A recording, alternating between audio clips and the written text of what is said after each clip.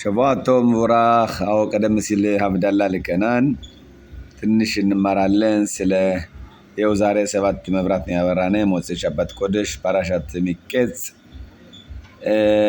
በዝራት ሽማኻራ ነውና ሊክ አኸሮን ሽምኒ يوم ሸኒ ዞታ ኻኑካ የመጨረሻው ቀን ይሆናል ይህ ሳምንቱን በሙሉ ጸሎት ተቀባይነት ያለው ነው በተለይ ሰኞ በጣም አስፈላጊ ነው ጸሎት ማድረግ ኢየሱስ እግዚአብሔር ጸሎት አምላክ ይጠብቀን እና ህዝበ እስራኤል በጸሎታችን ነው እንጂ ብንመካ በጉልበት አይደለም ግን አይባኒም ማጋዝሩ ሃይባኒም ማጋዝሩ ኦድ ሃይባኒም ለማጋዝሩ ካህ ማለትም እንግዲህ ሶስት ውሳኔዎች ይወሰኗቸው አሉ ይባኒም ማለት ናቸው በእምነ ሻአል ማጋዝሩ ኦድ ሃይባኒም هنا لفانينو هميلا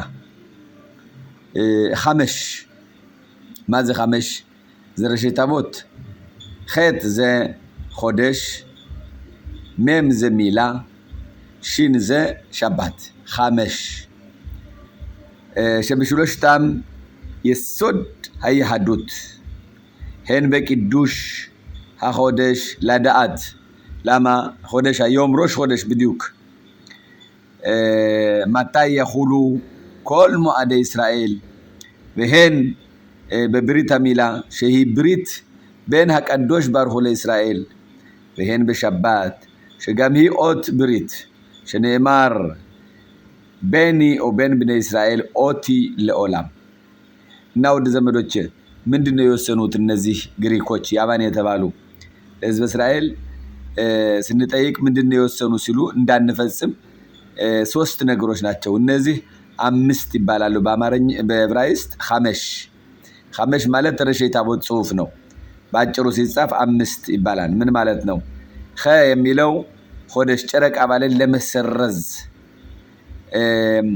መ የሚለው ሚላ ብሪት ሚላ ግርዛን ማለት ነው ሽን የሚለው ሐመሽ የሚለው ሽን የሚለው መጨረሻው ሸባት እና እነዚህ ምንድናቸው እነዚህ ሶስቱ የእስራኤል በየሃዱት መሰረታዊነት ያላቸው ናቸው ማለትም ቅዱስ ሆደሽ ወሩን አሁን ስንወስን በወሩ ያው አመት በዓላቶችን እናውቃለን ማለት ነው እንደዚህም ደግሞ ግርዛን ደግሞ ዋናው ደግሞ ቃል ኪዳን በእኛና በእግዚአብሔር ያለሽው ግርዛን ናት ከዚያም ሰንበት ብቻ ቃል ኪዳን ናት እንደተባለው ቃል ኪዳን በእኔና በእናንተ ለዘላለም ተብላለሽ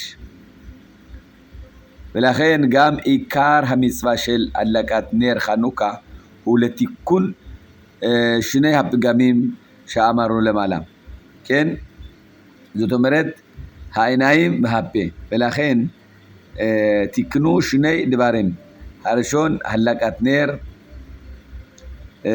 אלא לראותם בלבד וזה תיקון העיניים והשני כדי להודות לשמך בהלל גמור הוא הכי בעניין שלושת הגזירות שגזרו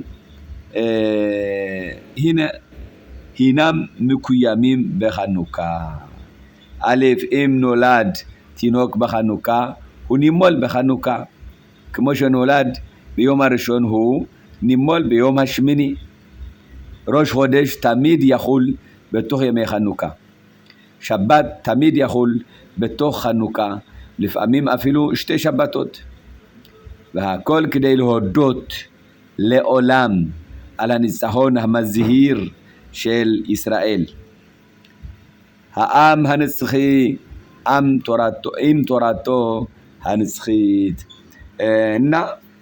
ስለዚህ ዋናው ማስተካከያው ነር መብራቱን ስናበራ ምንድነው ሲሉ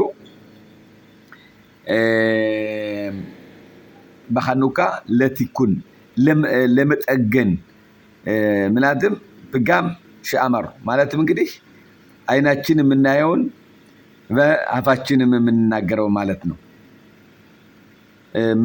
ዋናው እንግዲህ በአይናችንና በአፋችን ነው የምናስተካክለው በጸሎት በአይናችን ደግሞ ኦሪትን በማየት አይበለው እንጂ በአፋችን ግም ነገር ሐሜት ወዘተ ተናገርነ ጥሩ አይሆንም። በአይናችንም ካየን ስለዚህ ምን እንላለን? ያነ ግም ነገር ያየነውን በአይናችን ለመጠገን ሊሮኦቶታ መለባደ እነዚህ መብራቶች አሁን ለማየት ነው እንጂ ከነሱ ቅርብ ብዬ ከዚህ ከማሳያቸው አሁን ቅርብ ብዬ ማንበብ አልችልም። ከን ታዲያ በኻሽማል ባለው ወይም ደግሞ ሻማሽ ይሄ ከፍተኛ ያለው ሻማሽ ይባላል። አሁን ያበራ ነው እንግዲህ የምታዩት ከዚህ 8 መብራት ነው ያለ፣ ግን አንዱ ሻማሽ ነው። ይቅርታ የምናየው አሁን 7 መብራት ነው ያበራ ነው ለኻኑካ። ይህ 8ኛው ግን በላይ ያለው ሻማሽ ይባላል። ስለዚህ ድንገት ያነበብኩ እንደሆነ ማለት ስለዚህ ሊሮኦታም በለባት በአይናችን አብርተን ተክ ብለን ስንመለከት የአይን ብርሃን ይሰጣን ይላሉ። እና ይሄው ነው እንግዲህ ማለት ነው። የአይን ብርሃኑን ለሕዝብ እስራኤል ጥሩ መጽሐፍቶች እንድናይ ንግግራችንም በጥሩ ንግግር እንድንናገር እግዚአብሔር ይድለን ማለት ነው።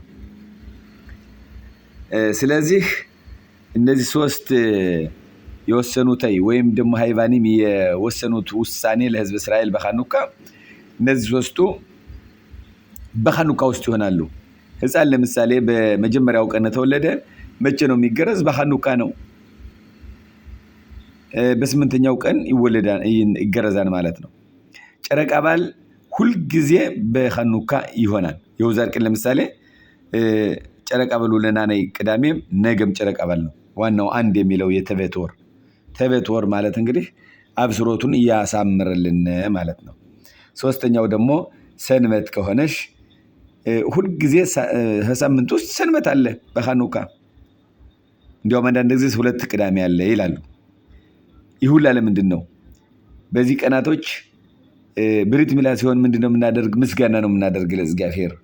ምስጋና አድርገን ሕፃን ሆነን በጨረቃ በልም እንደዚያ ነው። ሀለል የምንለው ምስጋና ነው። ቅዳሜም እንደዚያ ነው። የሚበዛው ሕዝብ ጸሎት ቤት ነው። በዚህ ቀናቶች በግርዛን የሚበዛው ሕዝብ መጥቶ ምስጋና ያመሰግናል።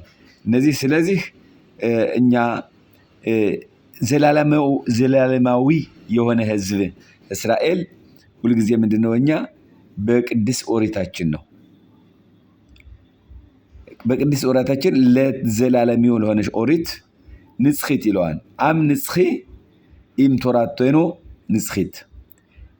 እኛም ለዘላለም ቋሚ ነን፣ ኦሪታችን ለዘላለም ቋሚ ናት ይላሉ።